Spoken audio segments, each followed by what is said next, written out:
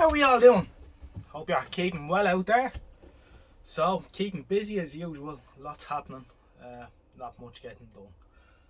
Tonight I thought we'd have a quick look at something a bit interesting. Sort of machine I haven't seen a whole lot about around on the internet, but I'm sure people will know what it is when they see it. Someone out there will anyway. They always do. This is a frequency generator. It's an American frequency generator.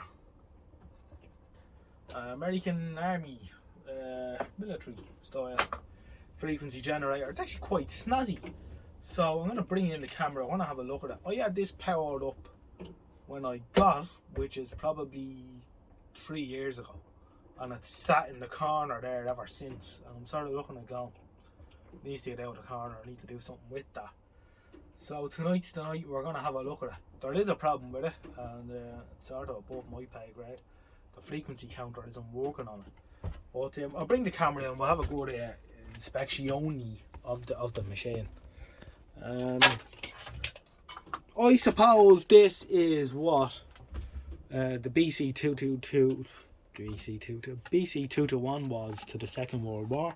Maybe this is what it's equivalent of the Vietnam War. Maybe I don't know, but it's quite snazzy. You can see it's got bloody good strong clips on it. She's it doesn't really. I mean, it's not gonna fall off. No, hopefully you'll be able to. Whoop. Now there's things missing here and that. We don't have all the shit that we should have with her. Like there's all these empty holder things that obviously hold probes and wires and stuff. We don't have any of that snazzy here, which is sad. It runs on 110 volts, and you can see someone not very nicely, I must admit, did this, whatever this is about, and that. I don't know if that's original or not. Maybe that hole in the back is original for the lead, but then I'm not sure. Anyway, that lead has got missing. This was put here for some reason. I'll have you will power it up. As you see, you have two fuses here, and this is 0.25 amp. I don't know, was this a connection for getting power in at one time? Maybe. So it's 10 kilohertz all the way up to 50 megs, which is a fairly comprehensive range. And as I say, it does work in the sense that it puts out RF. There's this snazzy little doofer here. Wee doofer. All the controls feel quite nice. The fact that it goes all the way down to 10 kilohertz, you know, it's fairly snazzy.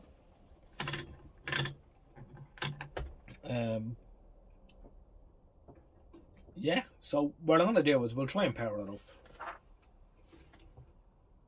And to do that, I'm going to have to take it out of the case.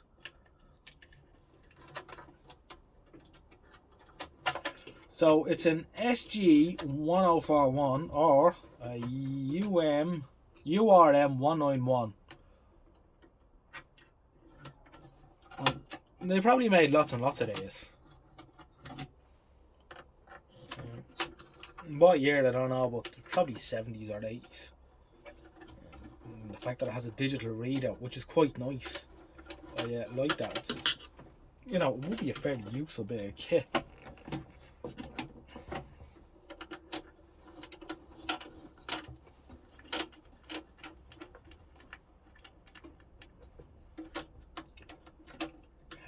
Well made, obviously for use in the field.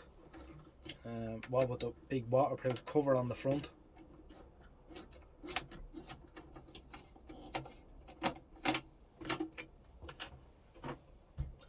Probably might have seen use in the Navy actually, but you know, with all the big rubber-proof gaskets and all.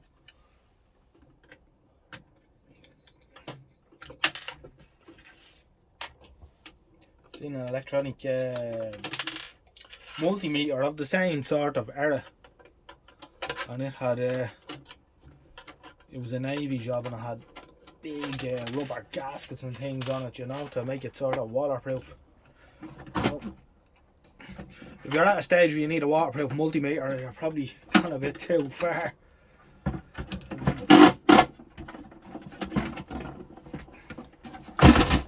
bit tight in the box. Yeah, she has a bit of a lid on her, alright, so we'll put that on the we'll give you a look in at the workings of this thing. One of the things I noticed when I had this open the last time, I thought it was very snazzy. RF shielding and whatnot, you know, very important with a decent signal generator.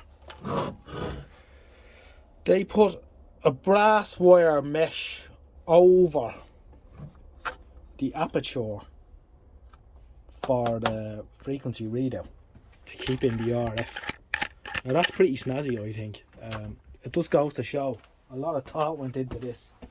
It wasn't just thrown together. Set the do for to 110 or so volts.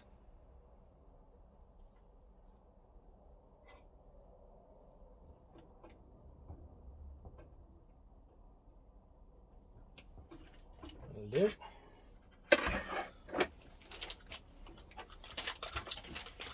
And we'll plug it in and we'll see what it's doing and not doing. Might do even less this time than it did the last time, given how long it is sitting under the bench.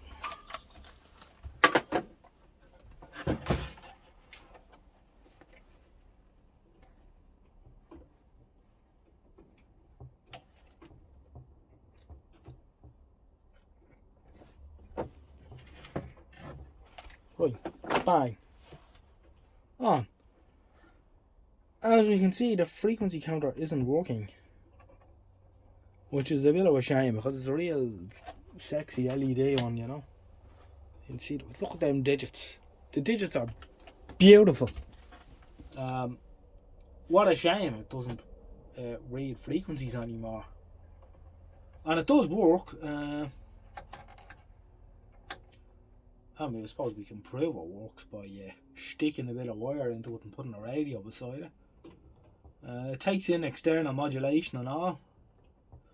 External modulation in, audio out. So, you know, AF comes out with as well for a bit of signal tracing. You have two selectable modulation tones as well as your external. You have 400 and 1000 cycles.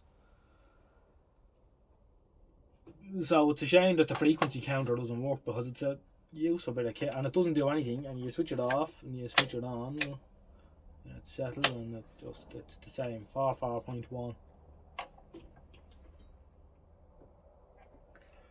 It's a bit of a shame that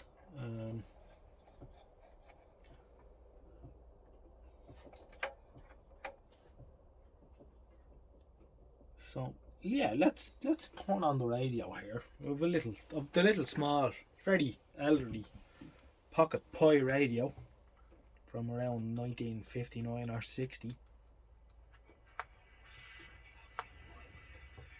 I have it set on long wave. Let's put them beside it. Let's go 95 to 300 kilohertz. Maybe we should stick a bit of wire out the. Let's stick something into the RF output socket.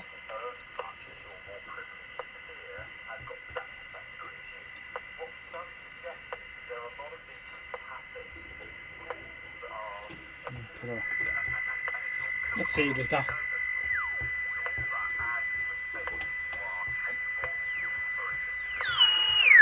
Oh yeah.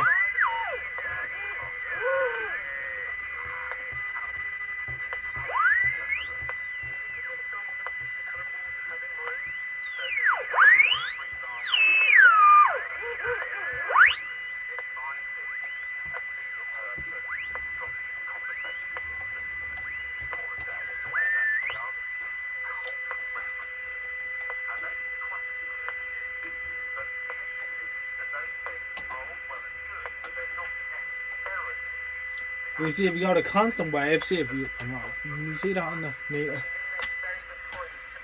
You can use the constant wave setting to set the output power. That might be a bit noisy. I think it is. So you can set, 9 microvolts, and then you multiply it. Your multiplier here. So, you've got to actually calibrate your output. We leave that up all the way. And then you can set your modulation depth here, to 50, we're probably 60% off scale. 30 would be the usual, I suppose.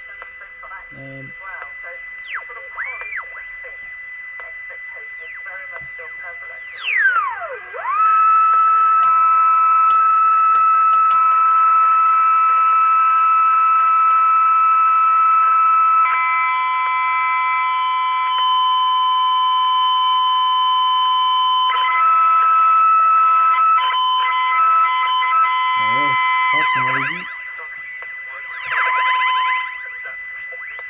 It's a lot of fun now.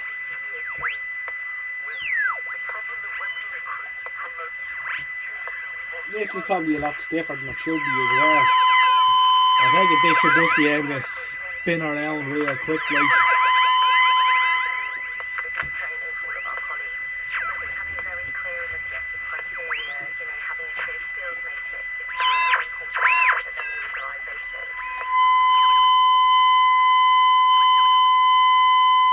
Say that's the true one there. That's probably 198 kilohertz there now.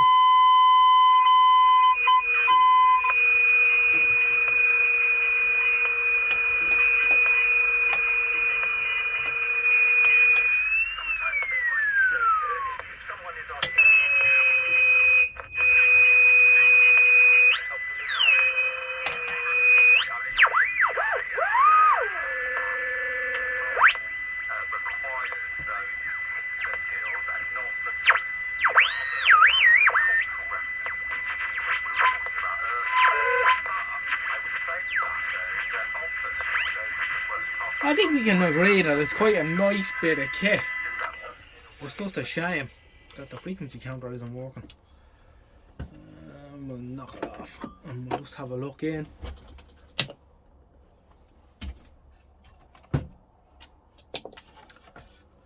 As you can see, there's a lot of technology going on in here. And the frequency counter doesn't want the frequency counter, which is a bit sad, I suppose the closest idea I got to doing that with this, which I really don't need to, because as you know, I have the Euro signal generator in there. I've got some nice signal generators already. I don't really need this one. I was thinking about putting maybe a cheap Chinese module signal frequency counter in there. You can get some quite nice ones that would fit in there. Do away with all that, because it's basically, it reminds me of the inside of my Marconi frequency counter from the 1980s with lots of technology going on, whereas now you get one sort of the size of the window there and stick it in. So it's hard to know if it's worth getting involved with. I don't think it is really now for me. That and the amount of stripping down to get in there to do it. I don't know if it's one of the chips has gone faulty or whatever. But, I did think, however, it will be an interesting thing to share. I think we can all agree that it's a lovely made piece of kit. Just a shame she's not working as she should. Well, I suppose I can just leave it there at that. I thought I'd share that with you. What do you think? I'll leave it with you, but an interesting piece of kit anyway. I haven't seen another one. So I wonder is there many of them out there, and if anyone's still using one. Alright, take it easy and I'll catch you in the next one. Good luck for now.